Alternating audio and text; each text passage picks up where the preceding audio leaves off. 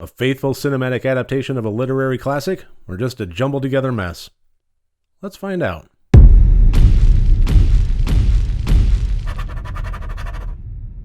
Hello and welcome to Rotted Review of the Day, and today I am taking a look at the 2019 movie Scary Stories to Tell in the Dark.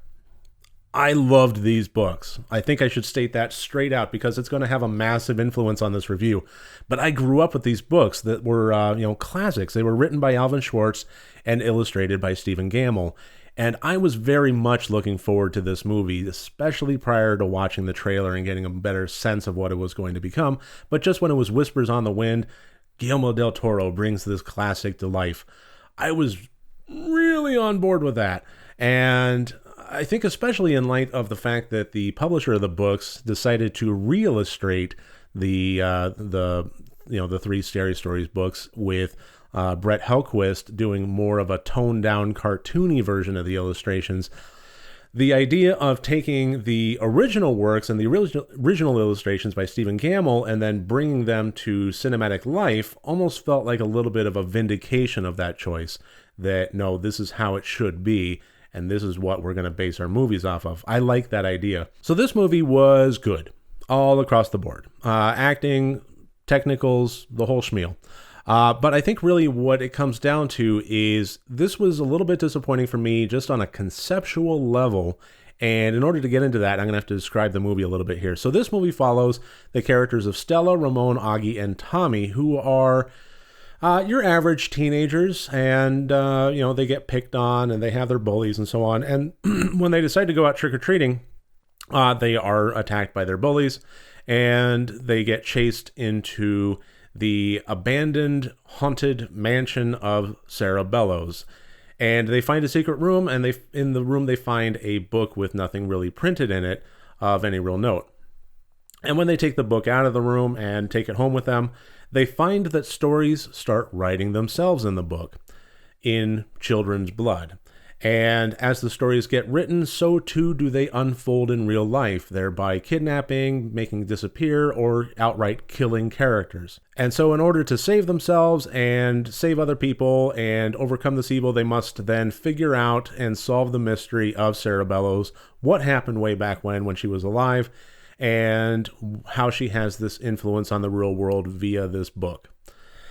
So that's pretty much the 5-mile overview of it without getting too spoilery. And the things that I really enjoyed about this movie were the character designs. Honestly, that was the biggest part of it for me. When they brought the Harold character and the Pale Lady character from Stephen Gammell's illustrations and they brought them to life, they did a fantastic, faithful adaptation of these characters, and I loved that about this movie.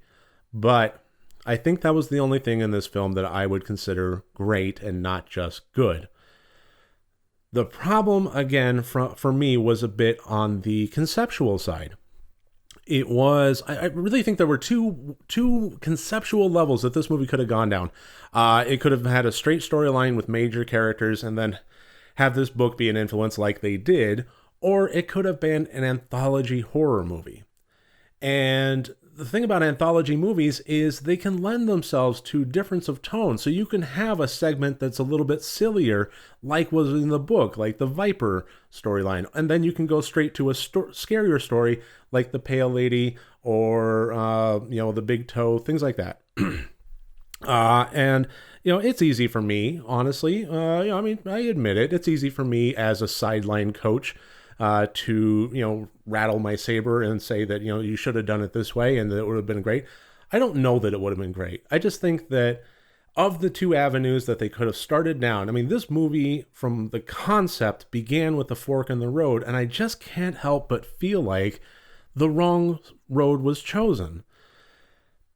Maybe it could have been great the other way. Maybe it could have been great if they went down the side that they did and simply did a little bit more punching up, had a little bit better characters, a little bit better writing, a little bit better of a core storyline. I don't know. But to take this work and ultimately do a little bit of pushing it off to the side, I thought was a little bit of a disservice. And that's ultimately how I felt, is the core storyline treated the stories that they were adapting the literary source from was just a little bit shelved to the side. It was more of just a tool that they brought out when they felt like scaring things, as opposed to a centralized element of the story. And I don't know, maybe that's just my opinion. I just couldn't help but feel like it should have been a little bit more front and center. It should have been a little bit more present, and it should have had a little bit more of an impact on the core storyline than it did. As it was, like I said, it just kind of felt like a little bit of a tool that they wanted to employ when they felt like it. So what we have here is a PG-13, somewhat adolescent, kind of geared towards teenagers, maybe preteens, but not a full-blown adult horror movie that is, it could be considered to be great on its own merit. If it was basically, taking the core concept, not having anything to do with Scary Stories to Tell in the Dark, but having this book that was writing its own stories out, and then those winding up killing people, and they had to figure out this mystery of Sarah Bellows. Fine, maybe that would have been great, but as a film adaptation of this literary source material, this classic, I couldn't help but feel like it was just okay. It was adequate. It was good. And I wish I could have higher praise for it than that, but I just can't. And that's a weird thing for me to say. I would not dissuade anybody from watching this movie. This was definitely not bad, but I will say that I will softly recommend it to people. If you are an absolute fan of Scary Stories to Tell in the Dark, I would say, watch the movie, because this is about as good as we're going to get.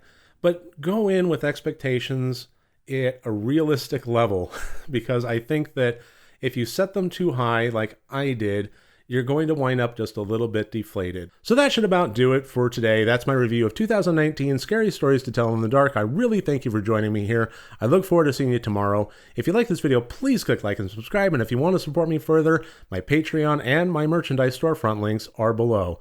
Remember, next time you want to watch a horror movie, first make sure that it's good and rotted.